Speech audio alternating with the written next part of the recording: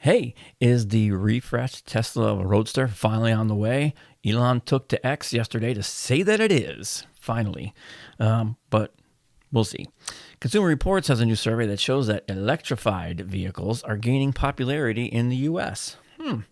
And Polestar 3 is finally going into production in China and will be going into production in South Carolina later this year.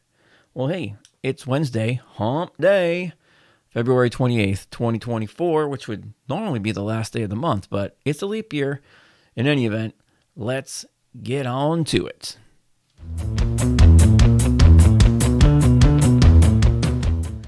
Boom! Happy Wednesday, everybody. Lots of EV news.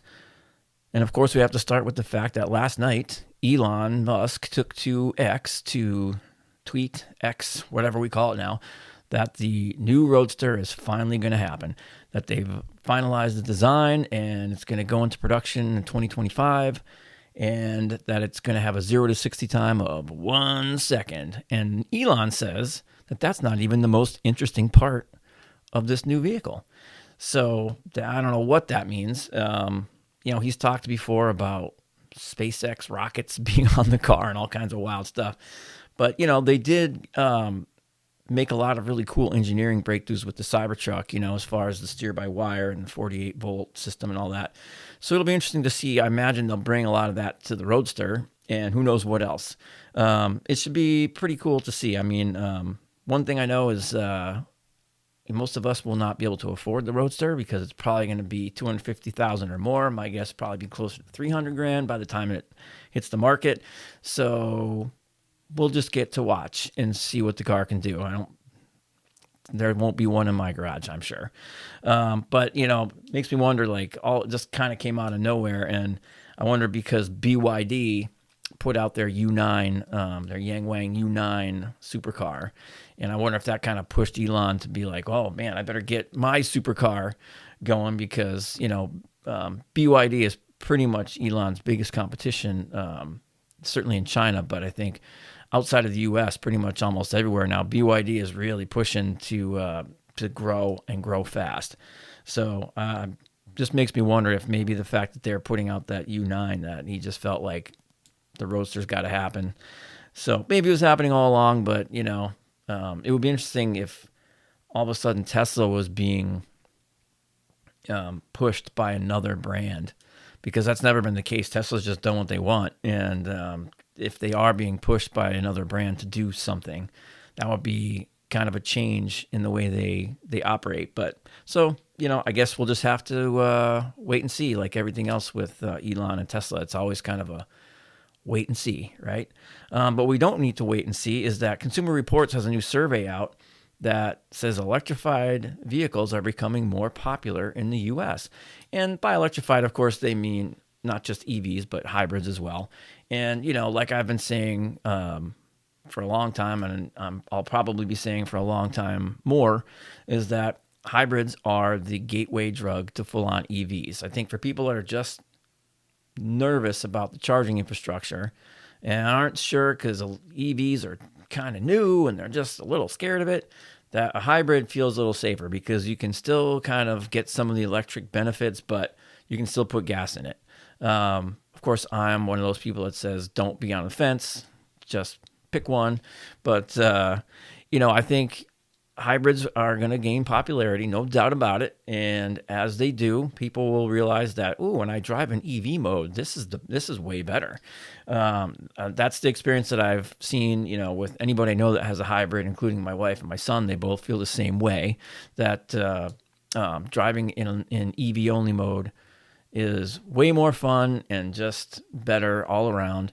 And they don't even like when they have to take their hybrids to get gas. And my wife the other day, she's like, I gotta go put gas in my car. She's like, ew, and because it had been like a month since she had to put gas in it. So, she's already decided, I think I've said this before, she's already decided her next car will be an EV. My son's decided his next car will be a full-on EV.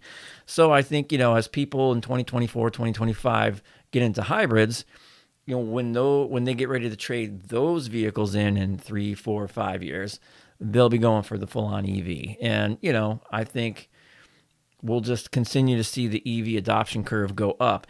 And actually, the network architect has a great video about that I will link below.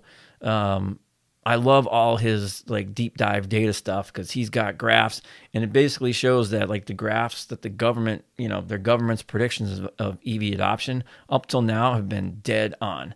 So there's almost no reason to believe that all of a sudden it's going to stop. You keep hearing that EV sales are softening and they're getting weak, but tell that to Kia. They can't keep the EV9 on the lots. I think what it comes down to is what cars do people want?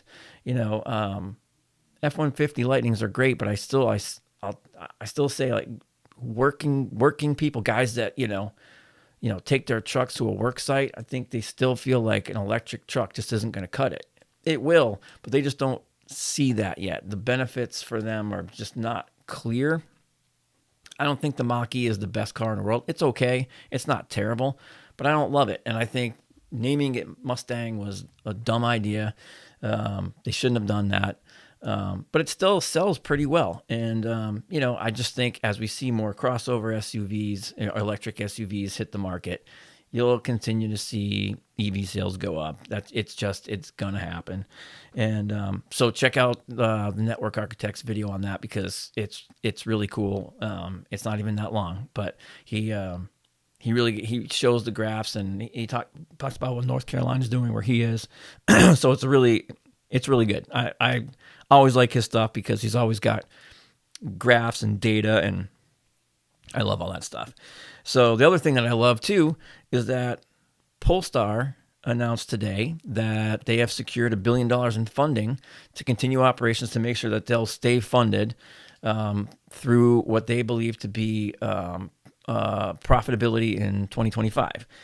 For those that don't know, Volvo kind of cut them off a few weeks ago. They announced that they were not going to fund Polestar anymore, which, is kind of unfortunate because Polestar and Volvo have had a long-standing relationship going back decades in Europe. Polestar is kind of a new name in the U.S., but it's not a new name. It was always Polestar's sort of performance division in Europe. And then, a few years ago, Volvo decided to make Polestar its own brand and basically be their performance electric brand. And, if you have ever seen a Polestar, if you've ever driven a Volvo or driven a Polestar, you know that they're very much alike. Lots of parts sharing between Volvo and Polestar. And hopefully that will continue. And Geely Holding, who actually basically owns Volvo and Polestar, said that they will continue to fund Polestar through profitability because they're behind the brand. And, the Polestar 3 actually, they just announced is going into production in China this week. And it should be going into production in South Carolina later this year. So they're saying mid-2024. So, who knows what that really means? Probably, I guess, maybe sometime in the summer or to the fall. And that's a good thing. It's going to be another EV made in the USA. It's a Chinese company, but made in the USA. I like that. And I'm just glad to know that Polestar is going to keep going because, as you all know, I have a Polestar 2. I love my Polestar 2. And I want to see Polestar continue to succeed. I think they put themselves maybe at a little too high of a price point. I would like to see them maybe pull it back a little bit instead of trying to compete with Porsche and Mercedes. Try to be more in the like Genesis, market slot where it's premium, but it's not like super expensive premium. I think they would sell a lot more cars that way, but that's just me. Polestar is, they're trying, the Polestar 3 is they're trying to compete with the upcoming Macan, and even with the ICE version of the Macan and all the Mercedes, EV SUVs. So, we'll see how they do. You can't deny that it's, the design is just like ridiculously fantastic. The Polestar design, I don't know if I would say it's second to none, but it's up there. My Polestar 2, like every time I look at it, no matter what angle, I just think it looks so cool. The way it's kind of boxy, like a Volvo, but it's it's haunched in the back. I don't know. I love the way it looks. I love the design. Maybe not the cup holder so much, but other than that, I think Polestar's design team like nails it. And the Polestar 3 is a gorgeous vehicle, and the Polestar 4 looks super cool too. I can't wait for that. That's what I'm looking for next year is a Polestar 4. We'll see. I think I'm down to right now. I'm just like, if I had to choose today, it'd be between the Polestar 4 and a Rivian R1T. I'm not sure which one I would want more. They're both very different cars, but I like both of them, and I can only get one, so I'll have to make a decision. But that will be probably about this time next year. So anyway, that's pretty much all I got for you guys today. Thanks for watching. I don't usually say this, but subscribe, like, I love all that stuff. Comment. I like to see all the comments. The comments that people make are awesome. So all you guys are awesome. You know that. And what else is awesome? EVs are awesome. And it's okay to be awesome. I'll see you tomorrow.